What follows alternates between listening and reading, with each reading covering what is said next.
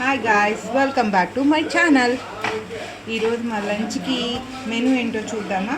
ఈరోజు మేము పరోటా చేసుకున్నాం. కొంపతీసి నేనే చేశానని అనుకోబాకండి, అంత టాలెంటెడ్ కాదు. ఎవర్రా మరి ఈ అమ్మాయి మరీ టాలెంటెడ్గా ఉందనుకోబాకండి.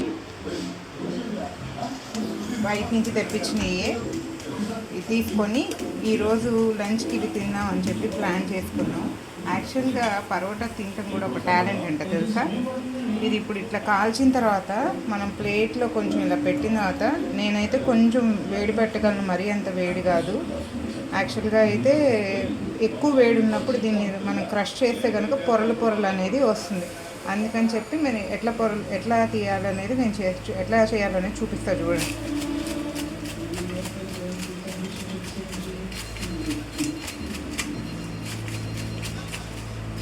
చూసారా, మీకు లేయర్స్ కనిపిస్తున్నాయి.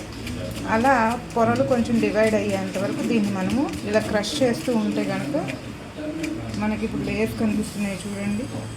ఓకేనా. యాక్చువల్గా అలా తినే కంటే మనం పరోటాని ఇట్లా లేయర్గా తింటే చాలా బాగుంటుంది. అయితే దీనిలో కాంబినేషన్ ఏంటంటే, నేను ఈరోజు నాటుకోడి కర్రీ అండ్ బంగాళదుంప కుర్మా అండ్ పెరుగు. ఓకే, అఫ్కోర్స్ బటర్ మిల్క్ కూడా చేసి పెట్టాను, అది ఫ్రిడ్జ్లో ఉంది.